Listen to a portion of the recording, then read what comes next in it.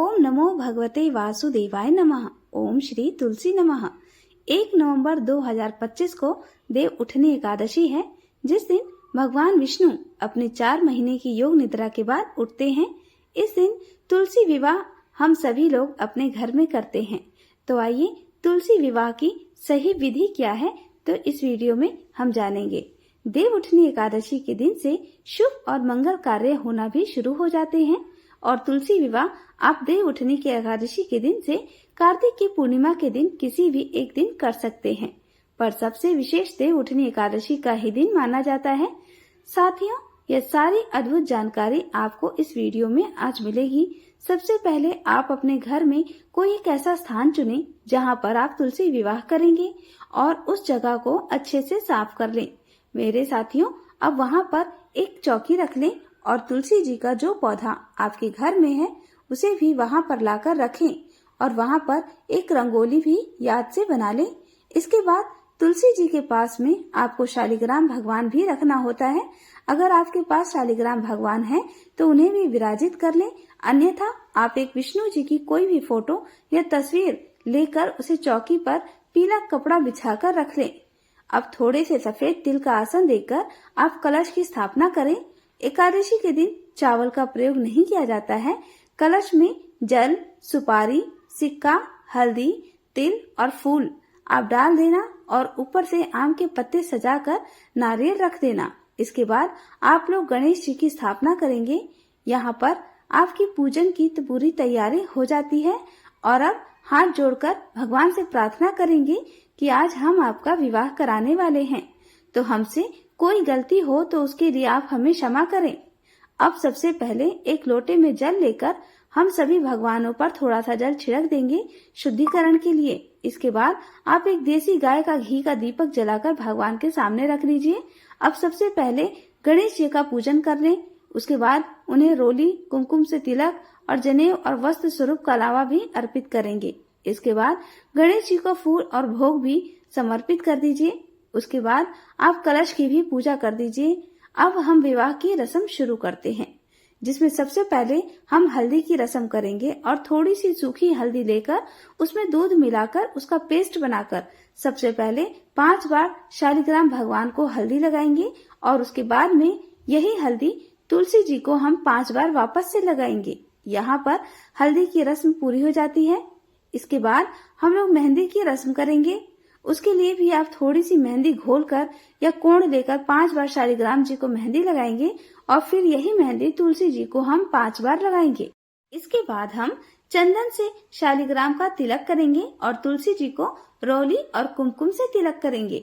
थोड़ी सी सफेद तिल शालिग्राम जी और तुलसी जी को हम चढ़ा देंगे और इस दिन चावल का प्रयोग नहीं करना है, क्योंकि देव उठनी एकादशी का दिन रहेगा। जब शालिग्राम जी को जनेऊ और कलावा आप चढ़ाएं और तुलसी जी को चुनरी उड़ाएं, तब हम वरमाला की रस्म करेंगे, जिसमें सबसे पहले हम तुलसी जी को एक फूलों की माला छुआकर शालिग्राम भगवान को पहना देंगे।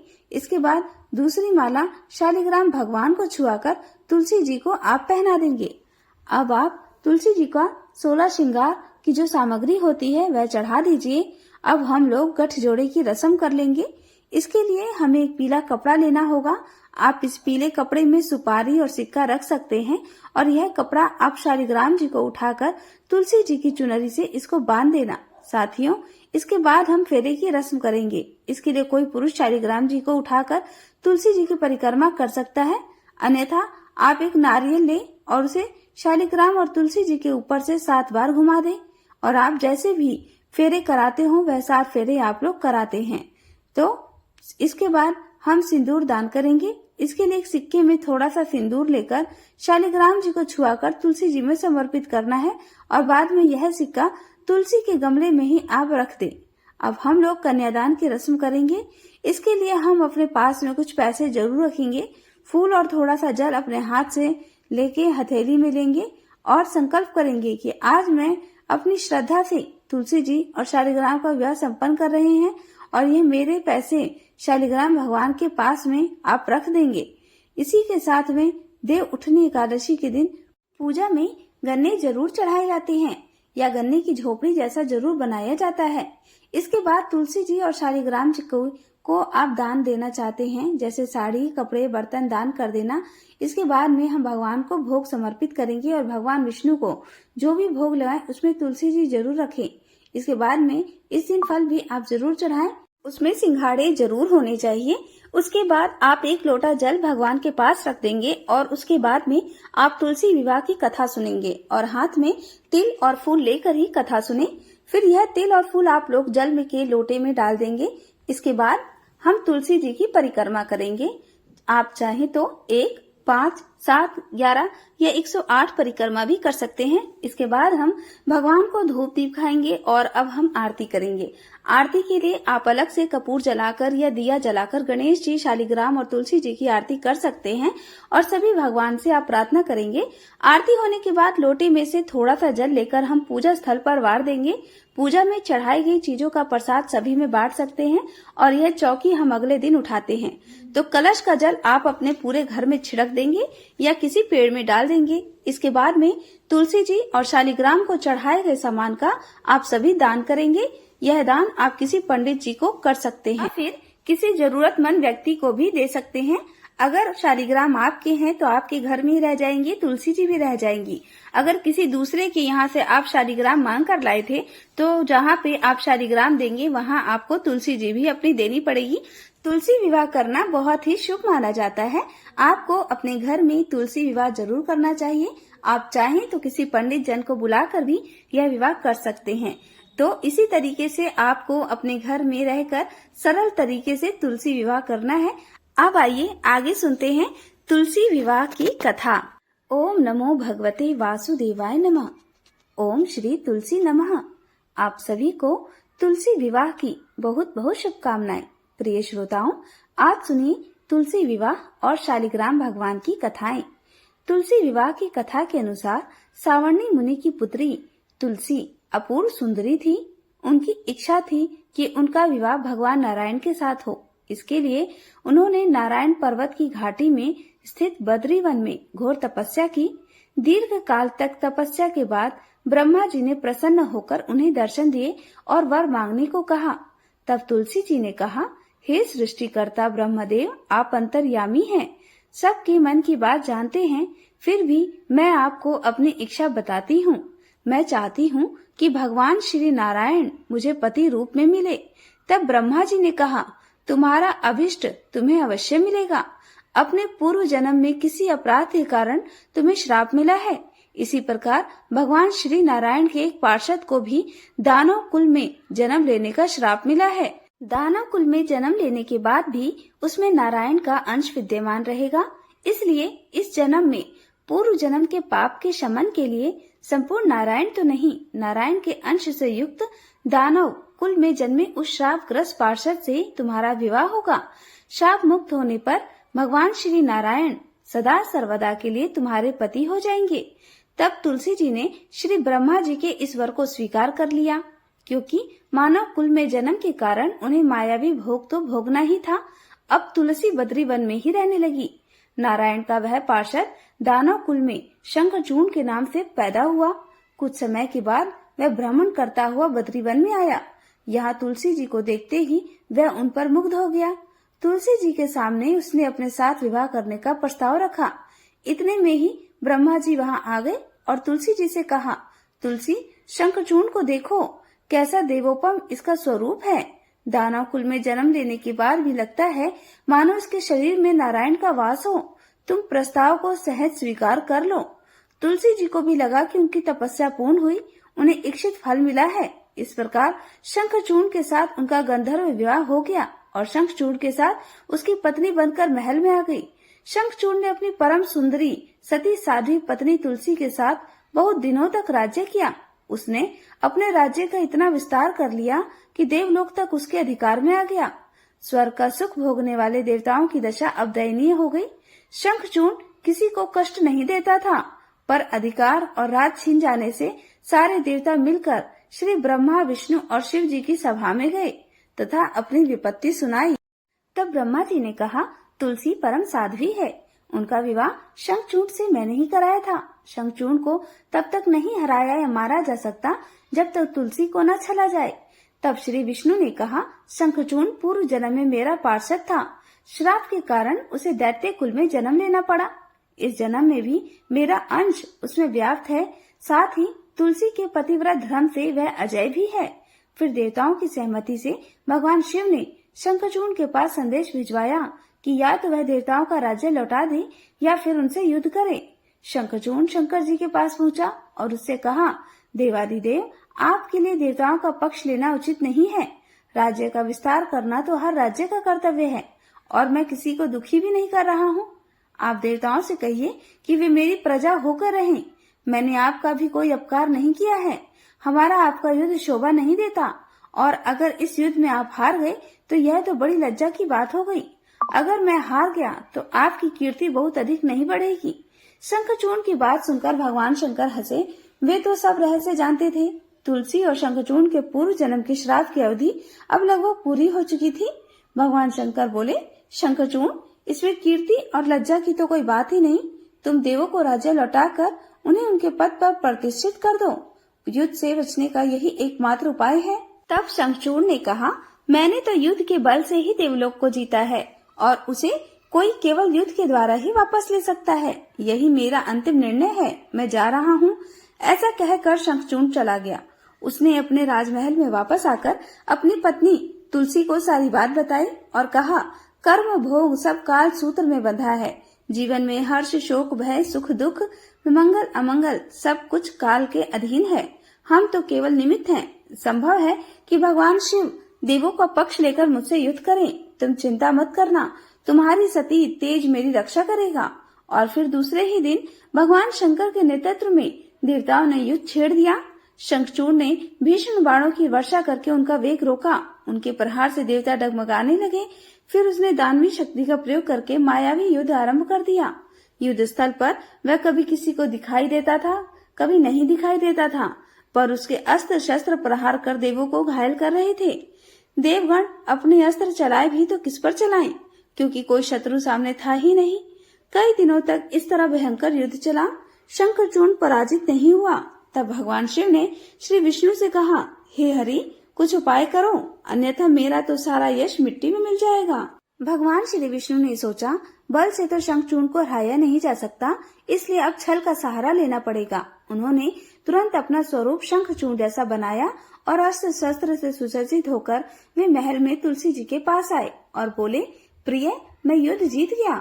सारे देवता भगवान शंकर समेत हार गए। इस खुशी में आओ, मैं तुम्हें अंग से लगा लूं। पति को प्रत्यक्ष खड़ा देख और विजय का समाचार सुनकर वह दौड़कर मायावी शंखचूर्ण के गले से लिपट गई। इस प्रकार पति दोनों ने आलिंगन होकर खूब आनंद मनाया। इधर पराये पुरुष के साथ इस प्रकार के व्यवहार से तुलसी का सती तेज नष्ट हो गया। उनका सती तेज जो शंखचूर्ण की कवच के रूप में रक्षा कर रहा था, वह कवच नष्ट हो गया। अब युद्ध के मैदान में इधर शंखचूर्ण शक्तिहीन हो गया। यह जानते ही भगवान शंकर ने अपने त्रिशूल से उस पर प्रहार कर दिया। त्रिशूल के लगते ही शंखचूर्ण जलकर भस्म हो गया। शंखचूर्ण के मरने को जानकर अब श्री विष्णु अपने असली स्वरूप में आ गए। सामने अपने पति शंखचूर्ण के स्थान पर भगवान विष्णु को खड़ा देखकर तुलसी बहुत आश्चर्यचकित हुई। अब उन्हें पता लग गया कि स्वयं नारायण ने उनके साथ छल किया है। तब क्रोध में आकर उन्होंने श्राप दिया कि एक सती स्त्री का अस्तित्व भंग करने के अपराध में आप हृदयहीन पत्थर हो जाओ। तब भगवान श्री विष्णु ने तुलसी जी की श्राप को श्रद्धार्य करते हुए कहा, देवी, तुम्हारे और शंखचूर्ण के कल्याण के लिए ही मुझे ऐसा करना पड़ा। तुम दोनों को श्राप मुक्त करना था। तुम भी अब शरीर त्याग कर तुलसी बिरवा के रूप में जन्म लोगी और मेरी पूजा तुलसी दल से होगी। मैं शालिग्राम पत्थर बनूंगा। मेरे शीश पर तुम सदैव आदर से विराजमान होगी। तुम्हारे पति की हड्डियों के चूर्ण से शंख की उत्पत्ति होगी। उस शंख ध्वनि से देवताओं और मेरी पूजा आराधना होगी। जहाँ शंख ध्वनि होगी वहाँ सदैव मैं मंगलमय विराजमान रहूंगा। तुमने पूर्व जन्म में बद्री वन में मुझे पाने के लिए बड़ी कठिन तपस्या की थी। अब अगले जन्म में मैं नारायण प्रस्तर के रूप में बद्रीनाथ वन में स्थापित होऊंगा और मेरी पूजा अर्चना फल फूल से ना होकर तुम्हारे तुलसी दल से होगी। मेरे शीश पर विराजमान होकर तुम मुझसे भी ऊंचा पद प्राप्त करोगी और मेरा भोग भी तुम्हारे बिना स्वीकार नहीं होगा। प्रेम से बोलिए, तुलसी माता की जय, श्री विष्णु भगवान की जय। अब सुनिए श्री तुलसी स्तोत्र। सनातन धर्म में तुलसी को अत्यंत पूजनीय माना जाता है। जिस घर के आंगन में तुलसी होती है वहाँ कभी कोई कष्ट नहीं आता और माँ तुलसी के नाम के उच्चारण मात्र से ही भगवान विष्णु प्रसन्न हो जाते हैं। तुलसी जी में जल चढ़ाने से घर में सुख समृद्धि आती है तथा हर प्रकार के रोग, शोक आदि व्याधि से मुक्ति मिल जाती है। तुलसी जी की पूजा करते समय श्री तुलसी स्तोत्र का पाठ जरूर करना चाहिए। ऐसा करने से माता तुलसी जल्दी प्रसन्न होती हैं और माता तुलसी जी की पूजा का भक्तों को 2 गुना फल मिलता है। तो प्रिय श्रोताओं, अब आपको पुंडरीकृत तुलसी स्तोत्र का हिंदी अनुवाद सुना रहे हैं। आप सब भी अपने मन में श्रद्धा रखकर तुलसी स्तोत्र का हिंदी अनुवाद सुनिए। देवी तुलसी माँ को मेरा प्रणाम है, मैं आपको नमन करता हूँ। हे विश्व की पालक, आप श्री हरि की परम प्रिय हैं। हे देवी, आपकी शक्ति के कारण ब्रह्मा से लेकर सभी देवता इस संपूर्ण संसार को बनाने, बनाए रखने और उसका अंत करने में सक्षम है। इसका अर्थ है कि आपके कारण ही ब्रह्मा जी के साथ अन्य देवतागण सृष्टि के निर्माण, उसके पालन पोषण और विनाश में लगे हुए हैं। देवी तुलसी जी, आपको मेरा प्रणाम है जो जीवन में कल्याण लाती हैं। उन देवी तुलसी को नमस्कार है जो विष्णु जी की प्रिय हैं और जो शुभ है, मुक्ति प्रदान करने वाली हैं, समृद्धि प्रदान करने वाली हैं। देवी तुलसी को नमस्कार है। देवी तुलसी को नमस्कार है। हे देवी, कृपया मुझे सभी प्रकार के दुर्भाग्य और विपत्तियों से बचाए रखना। हे देवी, आपकी महिमा का वर्णन करना, यहाँ तक कि आपका स्मरण मात्र ही मनुष्य को पवित्र बना देता है। देवी तुलसी जी को प्रणाम है। मैं देवी तुलसी को पूरी श्रद्धा के साथ प्रणाम करता हूँ, जो देवियों में सबसे प्रमुख है और जिनका तेजोमय रूप है, जिसे देखकर इस नश्वर संसार के सभी पापी अपने पापों से मुक्त हो जाते हैं। देवी तुलसी को मेरा प्रणाम है। इस पूरे विश्व को देवी तुलसी जी ने संरक्षित किया है, जिसमें गतिमान और अचल दोनों प्राणी शामिल हैं। देवी पापी व्यक्ति के सभी पापों को नष्ट कर देती है। एक बार जब वे उन्हें देखते हैं और भक्ति के साथ उनके सामने आत्मसमर्पण करते हैं, इसका अर्थ है कि माता तुलसी चर और अचर समेत पूरे जगत की रक्षा करती है और अपने दर्शन मात्र से ही पापी मनुष्यों के सभी पापों को नष्ट कर देती है। या फिर तुलसी जी के दर्शन मात्र से ही पापियों के पाप नष्ट हो जाते हैं। देवी तुलसी को मेरा प्रणाम है। जो भी श्रद्धा के साथ देवी तुलसी के सामने हाथ जोड़कर प्रणाम करते हैं, वे इस कलयुग के बंधनों को पार कर जाते हैं और सभी प्रकार के सुख और प्रसन्नता को प्राप्त करते हैं। फिर चाहे वह महिला हो, व्यापारी हो या अन्य कोई जन भी, तुलसी को मेरा नमस्कार। देवी तुलसी के सामने इस पृथ्वी पर कोई और देवता नहीं है। देवी विश्व को उसी प्रकार शुद्ध करती है जैसे वैष्णव भगवान विष्णु जी के संग से शुद्ध होते हैं। देवी तुलसी को मेरा प्रणाम है। इस कलयुग में भगवान विष्णु जी के माथे पर तुलसी पत्र चढ़ाना भक्तों के मस्तक पर विष्णु जी के वरदान, कृपा और आशीर्वाद को हमेशा बनाए रखता है। इसका अर्थ है कि जो भी व्यक्ति इस कलयुग में भगवान श्री विष्णु के मस्तक पर तुलसी जी को अर्पित करता है, उसके ऊपर हमेशा भगवान विष्णु जी का आशीर्वाद बना रहता है। देवी तुलसी को नमस्कार है। तुलसी जी में हमेशा सभी देवी देवताओं का वास रहता है, इसलिए इस संसार में तुलसी जी की पूजा करना सभी देवी देवताओं की पूजा के समान है। इसका अर्थ है कि तुलसी जी की पूजा से सभी देवों की पूजा संपन्न हो जाती है। देवी तुलसी को मेरा नमस्कार है। आप सब कुछ जानने वाली हैं और भगवान विष्णु जी की प्रिय हैं। अपने भक्तों को आप सभी प्रकार की समृद्धि प्रदान करती हैं। देवी कृपया मुझे सभी प्रकार के पापों से बचाएं। हे देवी तुलसी जी को नमस्कार है। पहले के समय में यह भजन बुद्धिमान पुंडरीक के द्वारा हर रोज भगवान श्री विष्णु जी की पूजा करते हुए उन्हें तुलसी के पत्तों से अलंकृत करते हुए गाया जाता था। देवी तुलसी जी को नमस्कार है, जिनके 16 नाम हैं: तुलसी, श्री, महालक्ष्मी, विद्या, अविद्या, यशवनी, धर्म का अवतार यानी धर्मिया, धर्मननाना, देवी, देवी, देव मनः प्रिया यानी देवियों और देवों को प्रिय, लक्ष्मी जी के प्रिय सखी, देवी, स्वर्ग, भूमि यानी पृथ्वी, अचला यानी स्थिर, चला यानी अस्थिर। देवी तुलसी के इन 16 नामों का भक्तगण पाठ करते हैं या महिमा गाते हैं। देवी के 16 नामों का पाठ करने वाले भक्त आसानी से श्री हरि की भक्ति प्राप्त कर लेते हैं और अंत में भगवान विष्णु जी के चरण कमलों में स्थान प्राप्त करते हैं, जिन्हें माँ तुलसी, पृथ्वी, महालक्ष्मी, कमल की स्वामिनी और श्री हरि की प्रिया के नाम से भी जाना जाता है। देवी तुलसी को मेरा नमस्कार है। देवी तुलसी की सखी तुलसी जी शुभ प्रदान करती हैं, पापों को दूर करती हैं और सभी को पवित्र बनाती हैं, पुण्य प्रदान करती हैं। आपको प्रणाम है देवी तुलसी, जिनकी प्रशंसा देवर्षि नारद द्वारा की जाती है और श्री नारायण के प्रिय हैं। उन देवी तुलसी को हम सबका बारंबार प्रणाम है। जय जय तुलसी मैया। आज का ये अध्याय यहीं पर समाप्त होता है। आज का अध्याय कैसा लगा कमेंट करके जरूर बताइएगा और कमेंट्स बॉक्स में जय श्री राधे जरूर लिखिए।